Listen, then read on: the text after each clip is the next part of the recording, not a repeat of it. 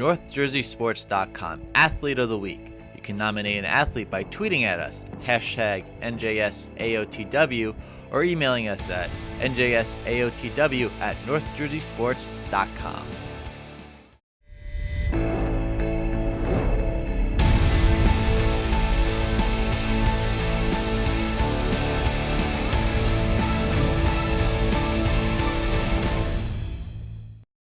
This is NorthJerseySports.com Athlete of the Week. I'm your host, Samantha Gallagher. This week's Athlete of the Week is Amanda Ayala, DePaul Catholic softball player. Amanda, congratulations. Thank you. Your great offensive week started Monday against Wayne Valley. You hit for a cycle and scored 3 times. Have you ever had a game that locked in, and what were you trying to do after your first 3 hits during your last at-bat? I like to think that I'm pretty locked in for each of my games. The outcome isn't always the same. Going for a cycle is really difficult to do. But yeah, I definitely like to think I'm locked in. And I knew I needed a double left, and I was really trying for it. Yeah, I'm not going to lie. The whole team was talking about paying money for if I could do it. You know, we had a bet going on all season, so I had the chance to do it. I was going for it.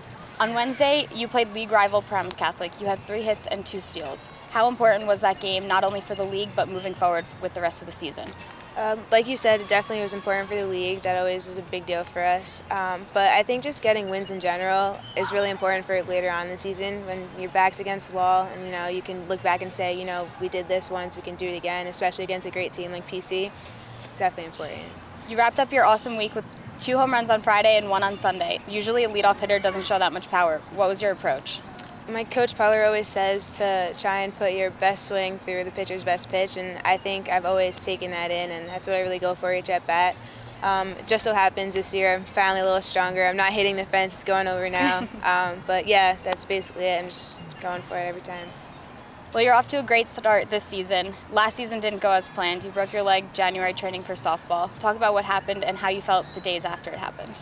I was, like you said, I was training. I was doing some sprint drill, and after one of them, there was really loud pop. I was on the ground, total freak accident. No one understands how. You know, I had surgery the next day. It's a huge thing. I was definitely in shock. No one expects to break a femur. But I think, you know, I think my mindset was actually pretty strong. There was never really a moment where I can say that I had doubts. You know, I think from the very beginning it was, all right, I'm going to get out of the hospital, I'm going to go to PT and just see what I got to do next to get back and, you know, back to my game. How was the rehab process? Very challenging. I went to Parabolic Performance and Training, which is the best physical therapy I've gone to. I've gotten injured several times, and it's by far the best place I've gone to. My PT, Joe, awesome, became my best friend. I was in there 3-4 times a week for hours, you know, just trying to get back to where I am, and I owe a lot to that. You know, I don't think I'd be doing those home runs or being as, like, playing as well as I am if it wasn't for that. Now it's time for the Big Four. 4 questions for Amanda. So you committed to Tennessee early on in your career. What was the recruitment process like for you, and why Tennessee? College recruitment started for me summer of going into freshman year. I joined a team, New Jersey Intensity. It's a big showcase team. You play all over the country in front of coaches.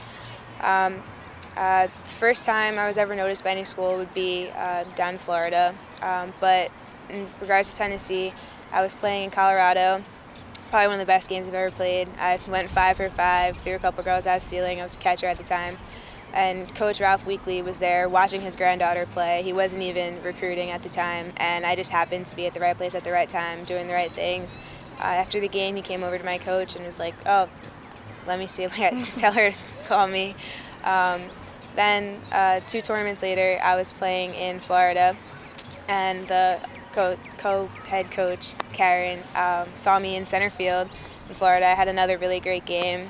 They both went back and said, okay, I have to show you a center fielder. And he's like, all right, I have a catcher to show you. They had no idea they were talking about the same girl. Wow. It's a really crazy story. Yeah, it's one of those once-in-a-lifetime type things. You don't expect that to happen. So from then on, they just watched me, and that's that. Throughout all of your traveling for softball, where has been the best place you've ever played? Definitely Huntington Beach, California. Weather's beautiful all the time. It's a lot better than here. I hate to say it, but it is.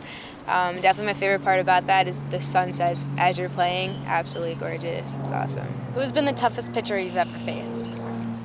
Toughest pitcher, not really sure of her name, but I can think of, I want to say it's my sophomore year. She played for the Beverly Bandits. Hardest pitcher I've gassed. The whole team was like, wow, I don't know what to do.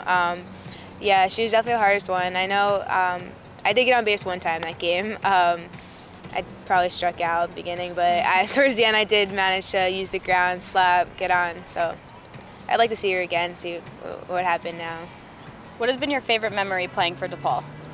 Sophomore year, it had been a very long time since DePaul had beaten IHA, and I was a part of the team that did. I had a pretty good game, and I think that was really exciting. It was definitely very memorable for me. We're halfway through April of your senior season. You've had a great career, but is there anything left that you want to accomplish before your career at DePaul is over? Yeah, individually, I'd like to get the whole milestone of 100 hits. I think that'd be nice. I had some time out, so I got some catching up to do. And as a team, we're on our 6th Pete winning counties, so I definitely would like to keep the tradition alive and come out strong this year. That will be it for this week's NorthJerseySports.com Athlete of the Week, Amanda Ayala. Congratulations, Amanda. Thank you.